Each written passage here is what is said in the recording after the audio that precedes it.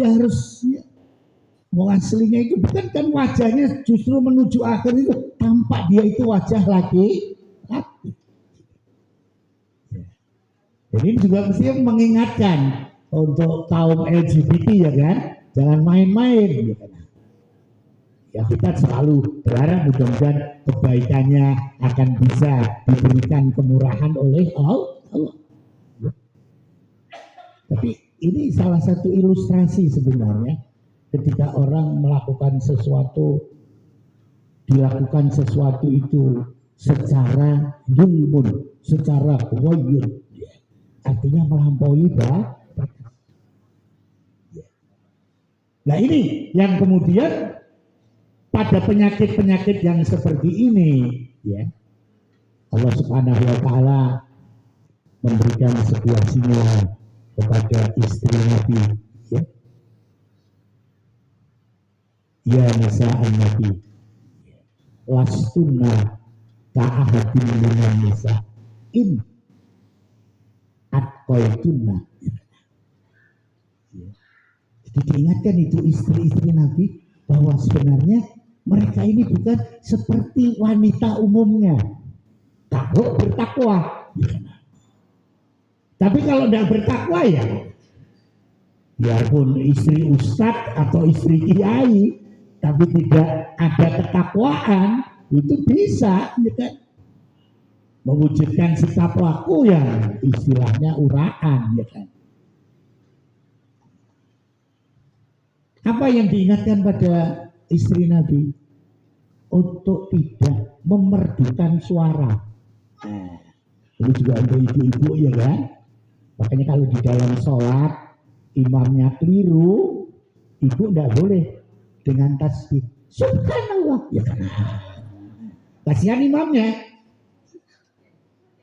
bisa kesalahannya tambah kali kan? Nah, suaranya melodius, uangnya kayak ngopo ya, imamnya kan gitu ya kan? Ya. Tapi pakainya tasbih tepuk ya kan? Nah, di situ. Yang boleh pakai tasbih laki-laki, karena laki-laki ini suaranya bukan melodi, ya, suaranya bass. Ya. Nah, di situ. Maka ketika orang dia sebenarnya laki-laki tapi berpenampilan perempuan, ya kan? Seperti yang banyak terjadi di perempatan Bogor. Ya. Ini kan satu bentuk yang kita mesti juga hati-hati kan. Ya. Jadi istri-istri Nabi diingatkan ya, untuk tidak memerdukan suara, karena ini akan membuat ya, orang yang komandannya syahwat, ya, dia akan tambah penyakitnya. Ya. Alhamdulillah harga ibu-ibu hadir dengan segala ya kewanitaannya, ya, dengan segala tampilan-tampilan yang tidak mengundang orang ya kan untuk hanyut dalam birahi syahwat.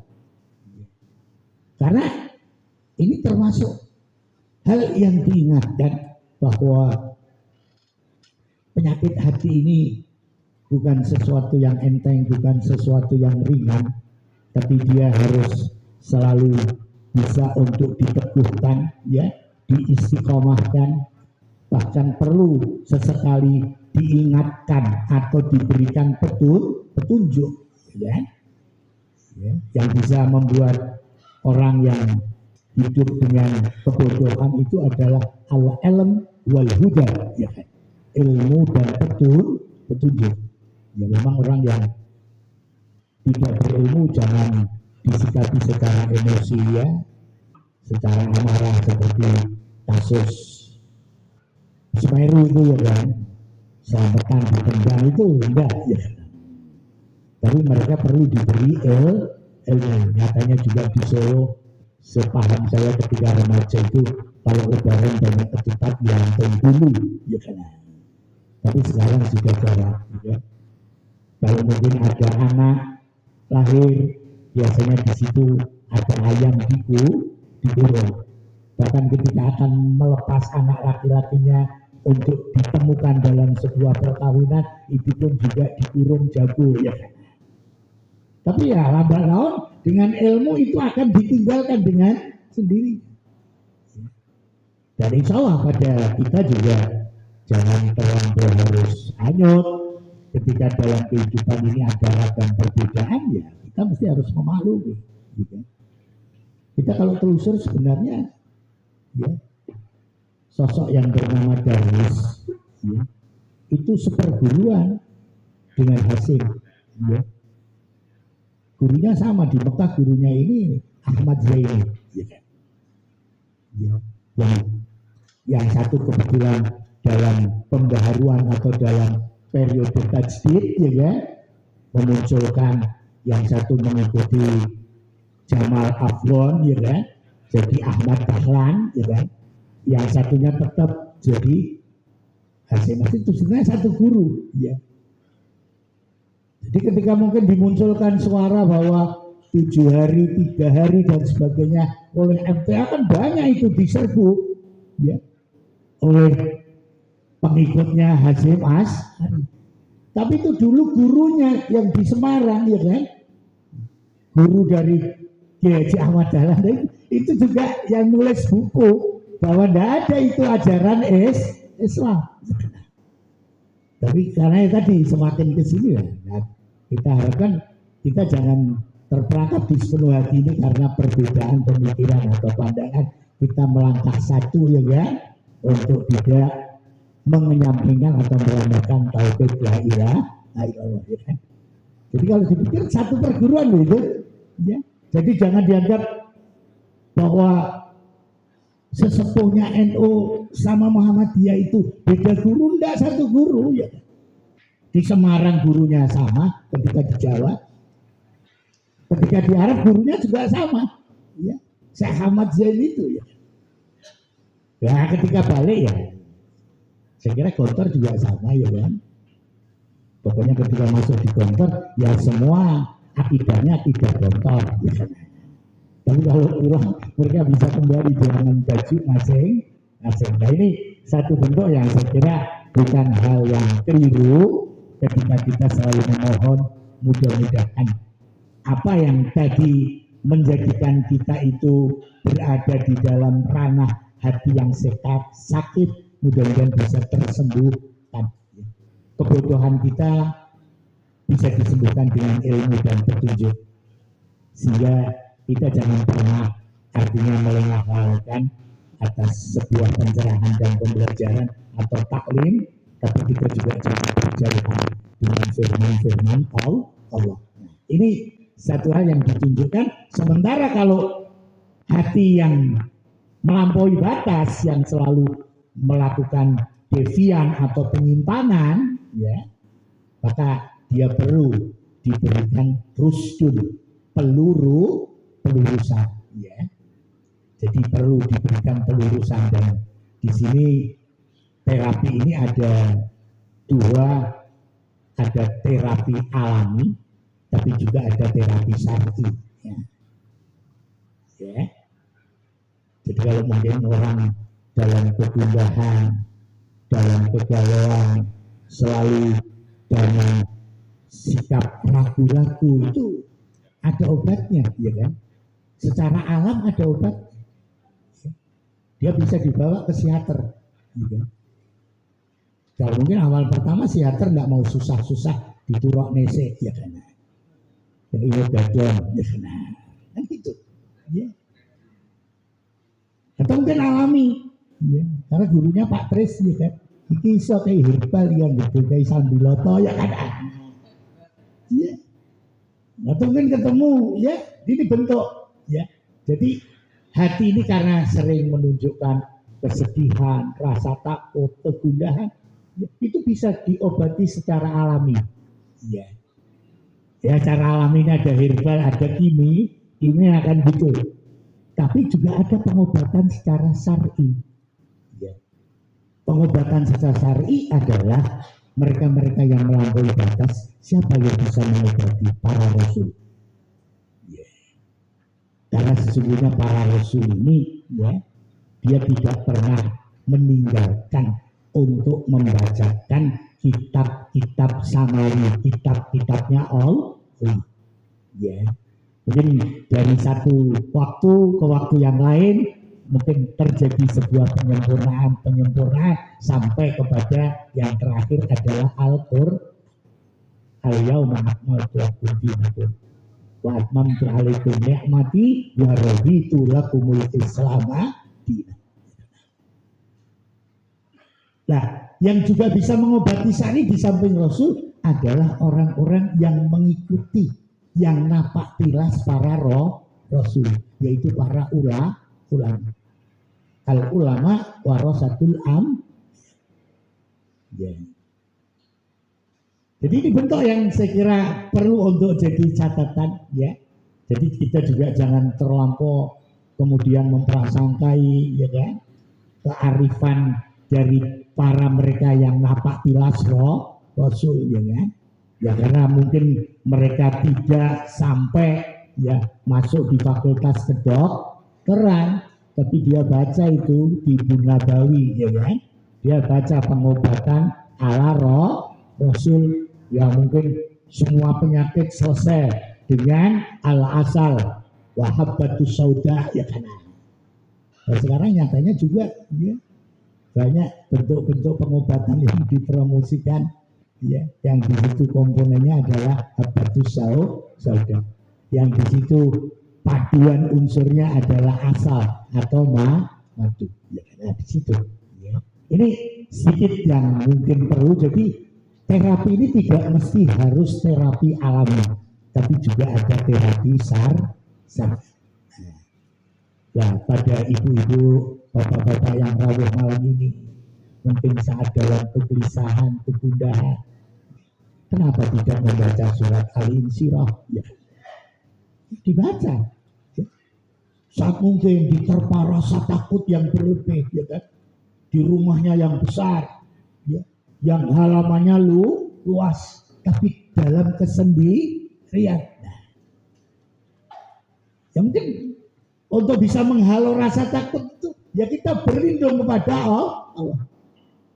Qul a'udzu birabbin nas, qul a'udzu birabbil falaq, qul huwallahu ahad. Ini bentuk-bentuk yang seperti ini penting untuk kita lakukan. Ibnu Qayyim menyebutnya seperti itu, ya.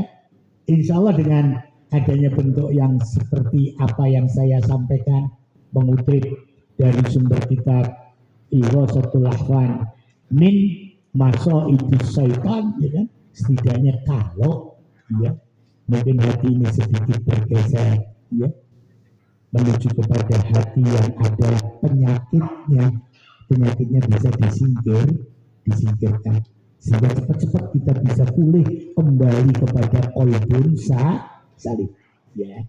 Dan qalbun salim, ya, saya akan mengulang karena ini sudah saya terangkan di Taman Sari. Qalbun salim adalah hati yang terbebas, ya, dari panduan syahwat, ya. Apakah dalam kaitannya perintah atau larang. Jadi dia melakukan perintah Allah bukan karena syahwat, bukan karena hawa nafsunya, tapi karena Allah, karena ridhonya. Nah, bentuk yang seperti inilah yang penting, dan insya Allah panjenengan bisa untuk menelusur kembali dari apa yang telah saya sampaikan dengan bahasa yang kesana kemari, tidak berpretensi apa kecuali itu memberikan pendekatan pada pencerahan dan pemahaman. Kalau mungkin di balik keterangan saya ada sesuatu yang tidak berkenan, mudah-mudahan Allah memberikan kami firat untuk semua kita, insya Allah. Itu mungkin kajian yang bisa untuk lebih meneguhkan tentang hati, agar sepenuh hati ini benar-benar, ya kan, tidak melupakan hati yang sesungguhnya, ya kan. Jangan sampai kita dengan level sepenuh hati tahu-tahu hatinya ada penyakit. Nah, ini yang nanti mungkin akan mengurangi kesungguhan dan keikhlasan kita, karena dibalik ketidak kesungguhan kita untuk lebih dekat dengan Allah, dan bentuk-bentuk yang lain yang menunjukkan penyimpangan-penyimpangan hati ini akan sangat membahayakan, karena yang akan kita temukan bukan kehidupan tapi kebinasaannya di sini. Ya, apalah artinya dia hidup dengan badannya tapi mati hatinya, ya kan? Bukan berarti kita ya lebih becek sengurut hatinya, dia mati fisiknya enggak, dan kita diberikan sehat dan afiatan, ya, batiniah, ya, wa kadzalika zahiriyah, ya, zahir fisiknya juga sehat, insya Allah hatinya juga sehat.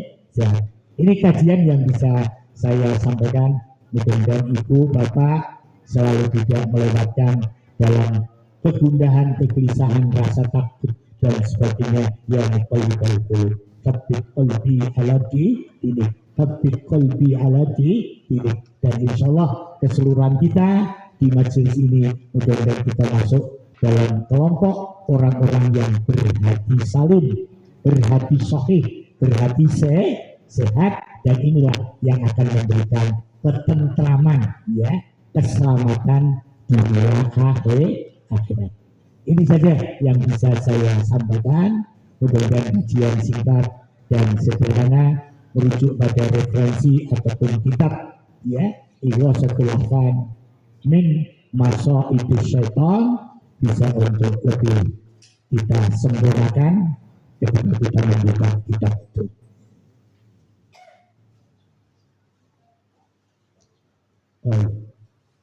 Ini yang bisa saya terangkan. Mudah-mudahan untuk pertemuan berikutnya bisa bersambung masih dalam kajian Ibnu Qayyim, ya kan? Karena kita beliau ini banyak, ya kan? Ada wadawa, ya kan? Ada yang berkaitan dengan iblis, ya kan? Ada yang berhubungan dengan bunga rampe, ya kan? Ensiklopedi Ibnu Qayyim, ya kan? Majmu'ul Kalam, ya. Wal Kitabah Ibnu Qayyim. Di ensiklopedinya itu ada ceramah-ceramah singkat, ada tulisan-tulisan yang cukup sederhana, tapi dikumpulkan dalam sebuah Kapita Selekta, ya kan? Nah, ini mungkin pada saatnya bisa berlanjut, ya. Kalaupun ingin membaca sendiri, ya saya kira bisa berburu kitabnya, ya kan? Karena kitab Ibnu Qayyim ini juga tidak di semua tempat ada, ya kan? Tapi insya Allah kalau kita berburu di perpustakaan, ya, ataupun maktabah toko buku yang mungkin dekat Ilahiyah Jogja atau di mana, mudah-mudahan kita bisa temukan dan kita bisa mendalami. Siapa tahu dengan membaca buku Ibnu Qayyim kita akan jadi tabib syar'i, ya kan? Dokter syariat bilang ya sehat-sehat aja lah, ya kan? Karena itu juga sah, ya kan? Ini gambaran yang bisa saya sampaikan.